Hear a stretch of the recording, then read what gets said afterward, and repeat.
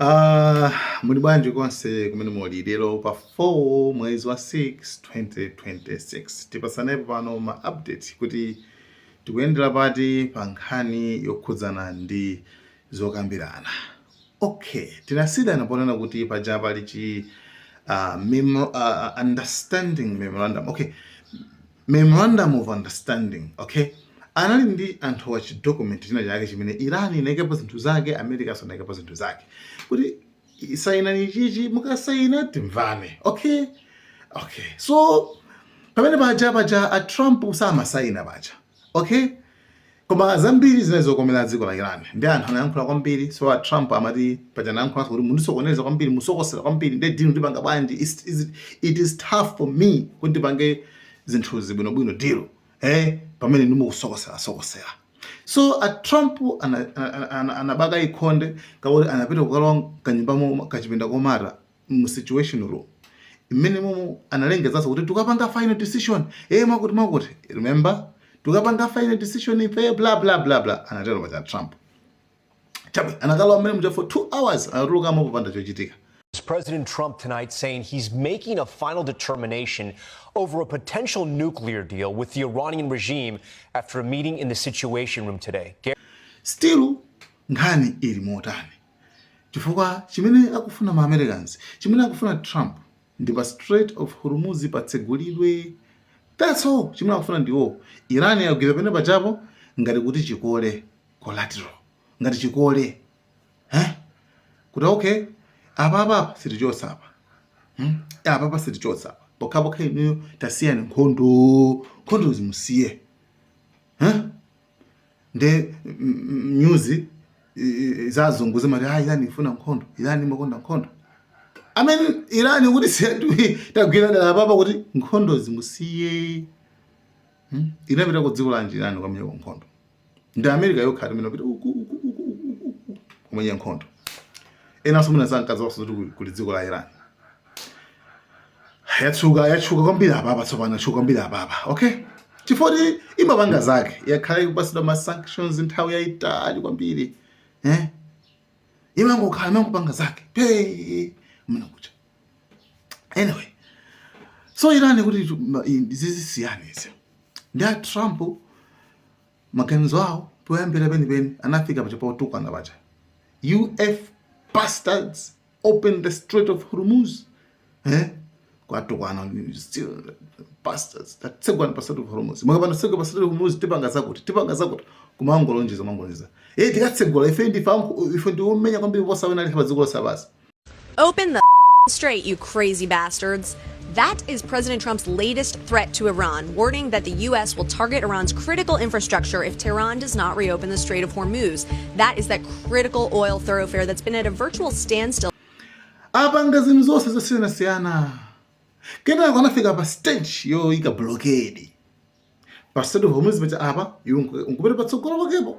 Kukaikaso kuti also block. Kukaikaso asilikali also pa stima. Kuti aliyense kwagula mafuta kudoko la Iran. Ndio mlungu chakwa zikamukira. Okay? Zimene zijaso akhala nazo Iran nangoti sungana blockade yanuyo. Zambi zimenezo. Mpaka na zona ko zosizogwira benchito mpaka na bana. Sizinasinthekana kale kosa. Chabwino. Tukuna date ya lero. Tafika pa stage yona kuti a Trump atafosidwa kuti pa Strait of Hormuz patsegulidwa chifukwa ife nkhawa yonse pa Strait of Hormuz patsegulidwa. A Trump yanka kuti eya usadandaula nanga pa Strait of Hormuz patsegulidwa tikangosaina chidocument chicha understanding age memorandum of understanding age tikasaina chimene chacho patsegulidwa. Immediately upon signing the memorandum of understanding, the Hormuz Strait will open, and it'll open up quickly, and that's subject to a couple of areas being cleaned out also of mines, which we don't think there are any. So it'll happen very quickly, and we'll take the southern route anyway. But immediately upon signing, we open up the Hormuz Strait. Aha, pamene ndipani khani. Kusonzo kono kuti muzisara bwino nkhani. Kusonzo kono kuti pa Strait of Hormuz pacha a Trump maplani onse awathera oti angatsegulepo ndi mphamvu awathera atapye chasana chino kuti iwo azindikira pano kuona kuti pamene pachapo tikhoza kungotsegula tikasayina agreement iyi zimene afuna Iranisi.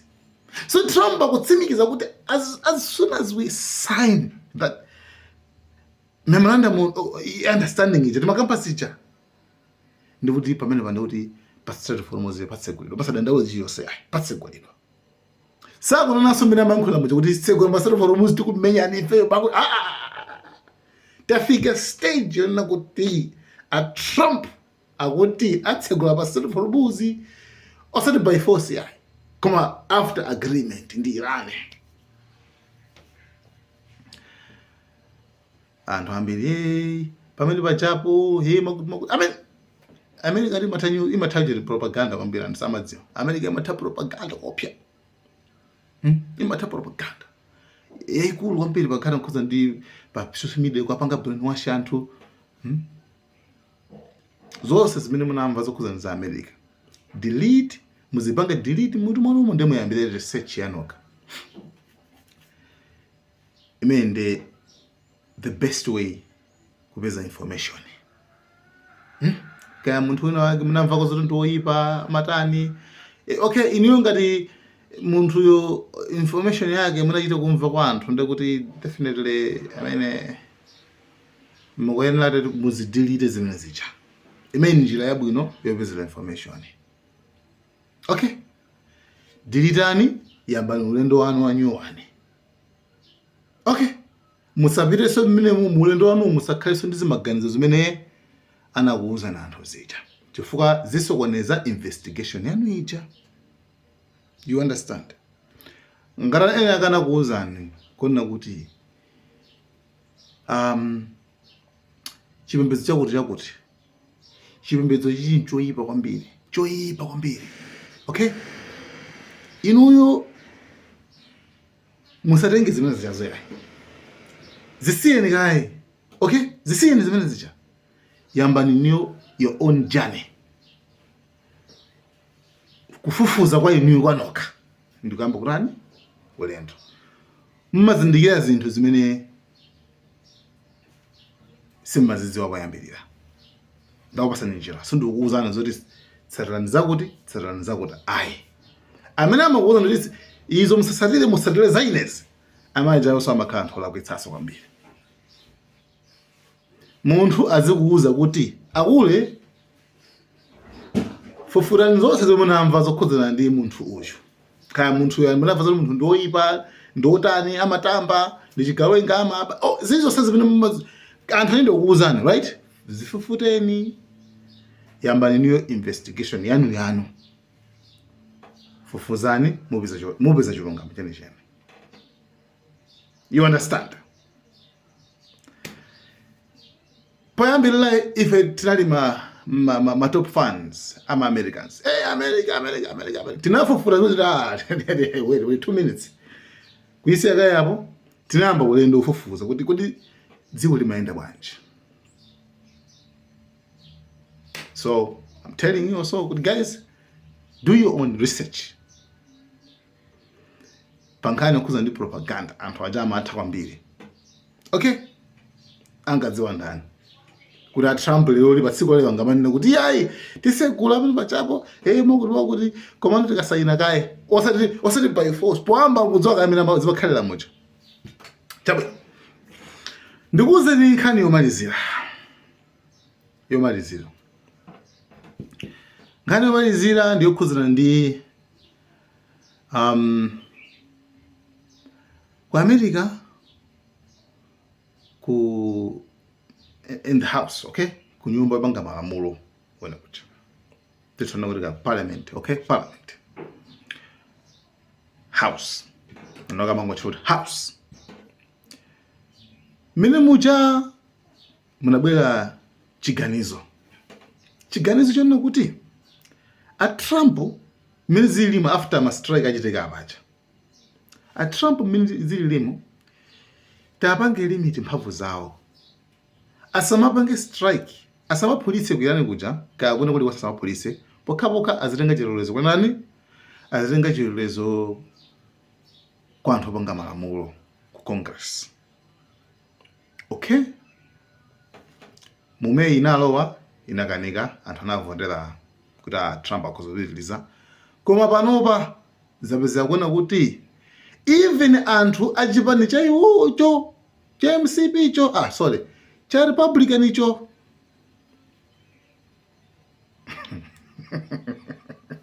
even chipani cha Trump cho four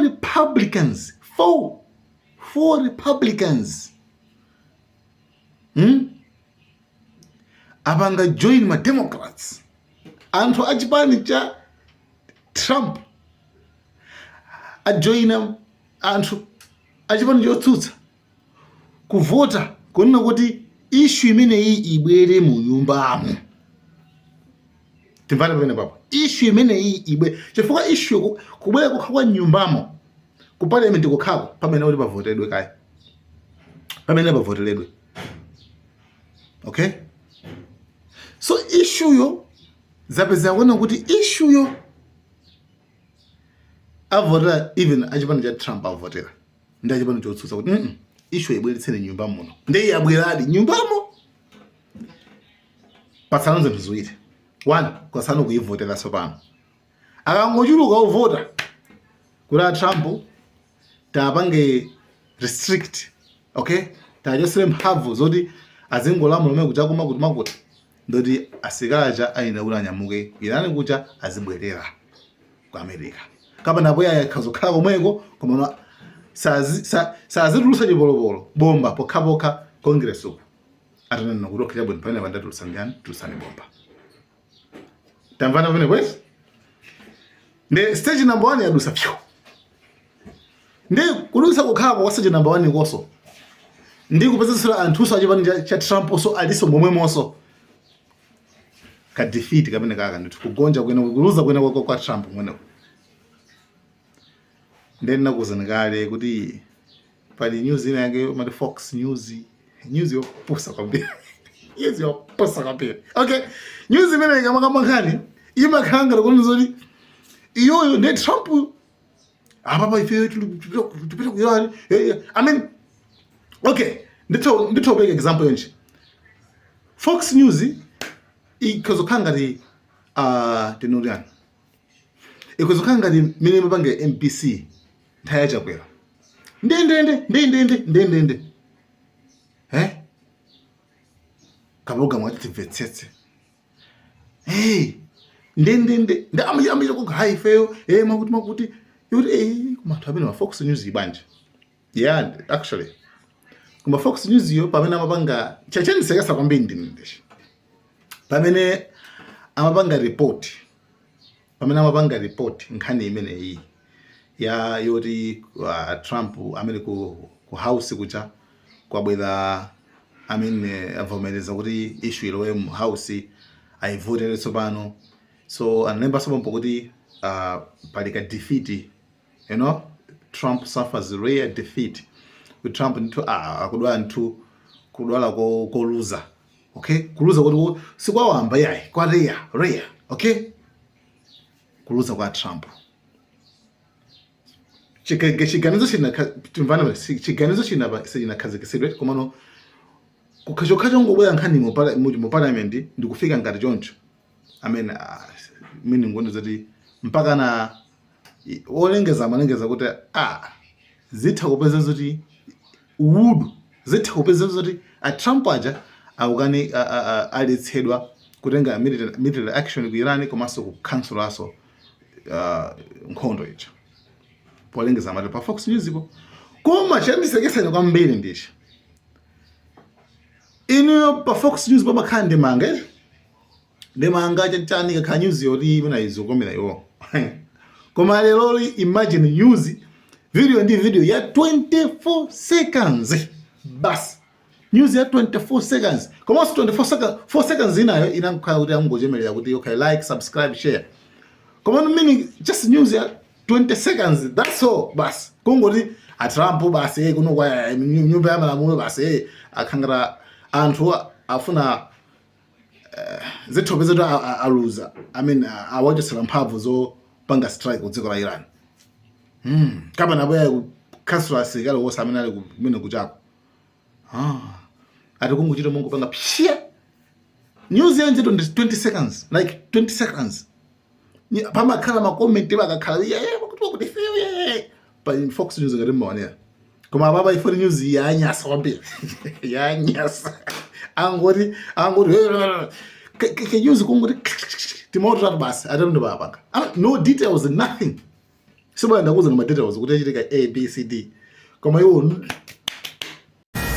The House just passed the Iran War Powers Resolution that would halt U.S. military action against Iran. 4 Republicans joined with Democrats to pass the resolution. It now goes up over to the Senate.